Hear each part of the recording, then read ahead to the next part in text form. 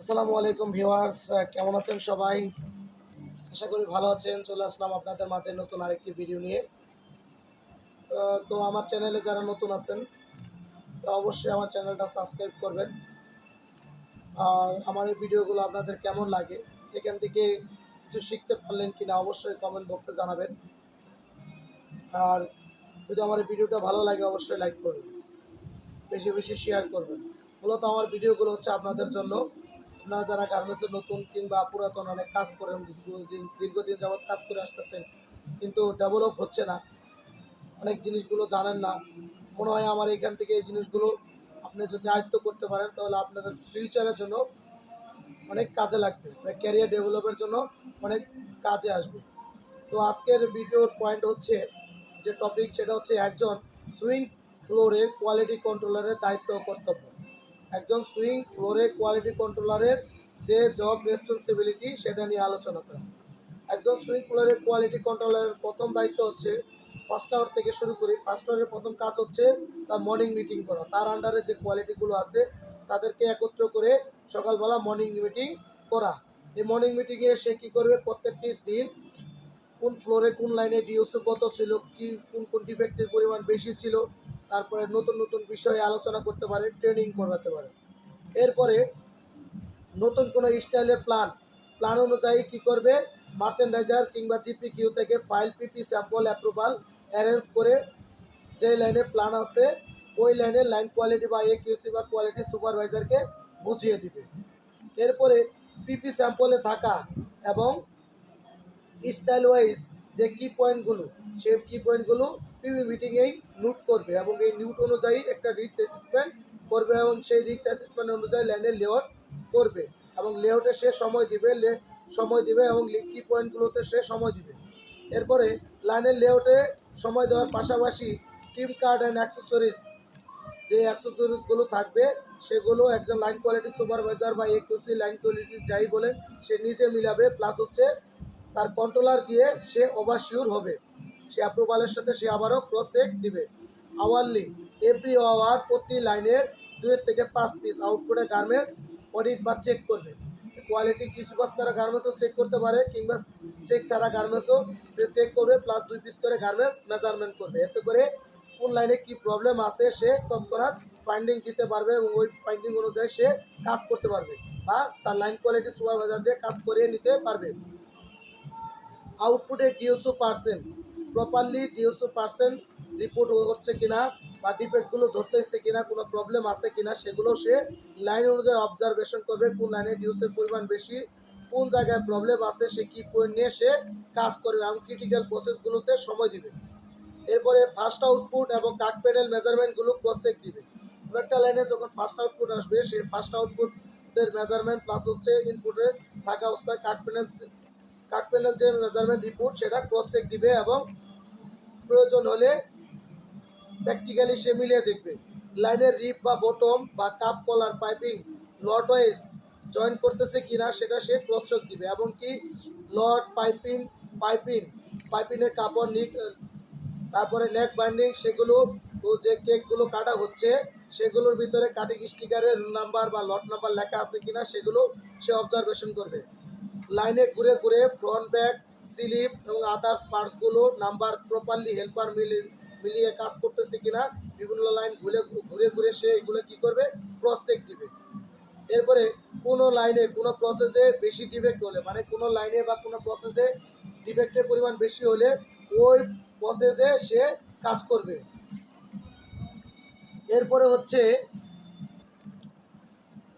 প্রতিদিনের যে ফ্লোরে বিভিন্ন লাইনে যে রিজেকশন গার্মেন্টসগুলো আছে, লাইন কোয়ালিটি সুপারভাইজারের নির্দিষ্ট প্রতি ফ্লোরের একটা নির্দিষ্ট টাইম দিয়ে দিবে যে 5টা থেকে 6টা বা 6টা থেকে 7টা এই টাইমের ভিতরে প্রত্যেকটা লাইনের সুপারভাইজার যা তার নিজের লাইনে যে রিজেকশন বক্সে পড়েছে সেগুলো নিয়ে আসবে এবং সে কোয়ালিটি কন্ট্রোলার বা কোয়ালিটি সুপারভাইজার সে নিজেই প্র্যাকটিক্যালি ভিউ করবে এবং কোনটা কোনটা দাবানো যাবে কিংবা কোনটা প্রবলেম সমাধান করা সম্ভব, কোনটা সম্ভব না, সেগুলো সে সেপারেশন করে দিবে এবং প্রপারলি রিপোর্টটা হচ্ছে কিনা, রিজেকশন রিপোর্টটা হচ্ছে কিনা সেটা অবজারভেশন করবে।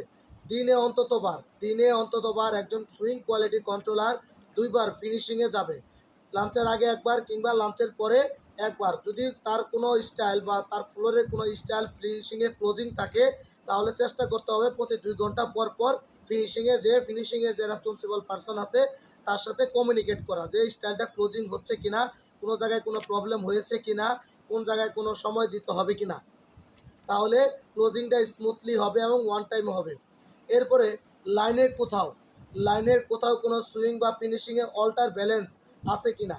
এটা হচ্ছে সুইংয়ের অনেক সময় স্টাইল ক্লোজের সময় যে অল্টারগুলো থেকে থাকে, এই অল্টারগুলো লাইনে বিভিন্ন চিপায় চাপায় পলিতে, টরিতে, ব্যাগে এগুলোতে রাখা আছে। এই অল্টারগুলো সারিয়ে প্রপারলি ক্লোজিং হচ্ছে কিনা সেটার দিকে সে খেয়াল রাখবে। ইভেন ফিনিশিং থেকে যে অল্টারগুলো নিয়ে আসা হয়েছে সেই অল্টারগুলোর প্রসেস ওয়াইজ অল্টারগুলোর প্রপারলি রেকটিফাই হচ্ছে কিনা সেটার উপর সে অবজারভেশন করবে এবং মনিটরিং ফলো আপ রাখবে। লাইনের একিউসি বা কোয়ালিটি সুপারভাইজার আউটপুটের কোয়ালিটি প্রপারলি কাজ করতেছে কিনা সামনে থেকে বা দূর থেকে তাকে নোট করবে, প্লাস অবজারভেশন করবে। এতে করে কোনো প্রবলেম, কোনো কিউআই বা কোনো কোয়ালিটি সুপারভাইজার যদি কাজে ফাঁকি দেয় বা প্রবলেম থাকে, তাকে একবার, দুইবার, তিনবার মোটিভেশন করতে হবে, তাকে ট্রেন আপ করতে হবে, বোঝাতে হবে। এতেও যদি না হয় তাহলে সিনিয়রের সাথে অবগত করতে হবে। বিভিন্ন প্রসেসে বাইরের অ্যাপ্রুভ যে শিট, বিভিন্ন প্রসেস বা বাইরের যে অ্যাপ্রুভ শিট এবং মেজারমেন্ট দেওয়া প্রয়োজন। যেমন নেক উইথের মেজারমেন্ট দিতে হয়, কাপের মেজারমেন্ট দিতে হয়, কলারের মেজারমেন্ট দিতে হয়। এই এই মেজারমেন্টগুলো কোয়ালিটি কন্ট্রোলার দেবে। যেমন লেআউটের শুরুতে নেকের মেজারমেন্টের প্রয়োজন পড়ে, কোন সাইজে কত নেকের মেজারমেন্ট দিতে হবে, কত গ্রেডিং, এটা মূলত ফ্লোর কোয়ালিটি কন্ট্রোলার এই মেজারমেন্টগুলো দিয়ে থাকে এবং সে নিজে দিবে এবং প্যাটার্নের নিজের সিগনেচার প্লাস হচ্ছে ডেট দিবে। তারপরে লাইনের লেভেল প্রসিডিউর, ফ্লোর ওয়াইজ প্রত্যেকটি লাইনে প্রপারলি লেভেল প্রসিডিউর ঠিকমতো হচ্ছে কিনা, কোনো অপারেটরের কাছে অল সাইজের লেভেল আছে কিনা, সুপারভাইজারগুলো প্রপারলি লেভেল প্রসিডিউর মেনটেন করতেছে কিনা, লেভেলের যে মেশিন আছে সেই মেশিনে মুকআপ আছে কিনা, কালার ওয়াইজ স্টাইল অনুযায়ী কালার বা স্টাইল অনুযায়ী কি বলে ওটাতে মোকআপ আছে কিনা, বারকোড আছে কিনা সেটা সে দেখবে এবং ফলো আপ করবে এবং মনিটরিং করবে। লাইনে বাইরে অনুযায়ী প্রত্যেকটা লাইনের যে রিকোয়ারমেন্ট, প্রত্যেকটা লাইনে বাইরের একটা নির্দিষ্ট রিকোয়ারমেন্ট থাকে, সেই রিকোয়ারমেন্ট অনুযায়ী প্রত্যেকটা রিকোয়ারমেন্ট লাইন প্লাস হচ্ছে আউটপুট ফুল ফিল আপ আছে কিনা সেটা সে অবজারভেশন করবে, মনিটরিং করবে। কোথাও কোনো ল্যাকিং থাকলে সেই ল্যাকিং পয়েন্টগুলো সে কোয়ালিটি সুপারভাইজার কিংবা রেসপন্সিবল যে আছে তাকে তারা সমাধান করে নিবে। প্লাস প্রয়োজন হলে তার নিজের কোনো কাজ হলে সে নিজে কাজ করবে। সর্বোপরি হচ্ছে তার রিপোর্টিং বস, একজন সুইং কোয়ালিটি কন্ট্রোলারের তার রিপোর্টিং বস যে কাজ দিবে, তার নিজের কাজ রেখেও যে রিপোর্টিং যে কাজ দিবে, যে আদেশ দিবে, যে উপদেশ দিবে সেটা সে সর্বদা মেনে কাজ করবে। আমার কথাগুলো অনেক দ্রুত হয়েছে, তারপরেও যদি কারো বুঝতে অসুবিধা হয় অবশ্যই আমাকে জানাবেন। আমি চেষ্টা করব পার্সোনালি, যদি কারো প্রয়োজন পড়ে আমাকে ইনবক্স করেন, সমস্যা নাই, ইনবক্স করেন, আমি পার্সোনালি আপনাকে আরও সুন্দরভাবে বুঝিয়ে দিব। বা আমার এখানে যদি কোনো জিনিস গ্যাপ থাকে সেটাও কমেন্টসে জানাতে পারেন। মোটামুটি আমি এখানে 18 থেকে 20টি পয়েন্ট দিছি। এই 20টি পয়েন্ট যদি একটা সুইং ফ্লোরে কোয়ালিটি কন্ট্রোলার সে প্রপারলি মেনটেন করে, আমি মনে করি তার সিনিয়র কোনো স্যার বা বস তাকে খারাপ চোখে দেখবে না, বা সে কাজ করে না, বা তার ফ্লোরে কোনো ডিফেক্ট গার্মেন্টস বা কোনো বড় ধরনের কোনো প্রবলেম হবে না। তো আজকের মতো এখানে শেষ, দেখা হবে পরবর্তীতে নতুন কোনো ভিডিওতে। আসসালামু আলাইকুম, আমি নাহিদ হাসান, আবারও দেখা হবে।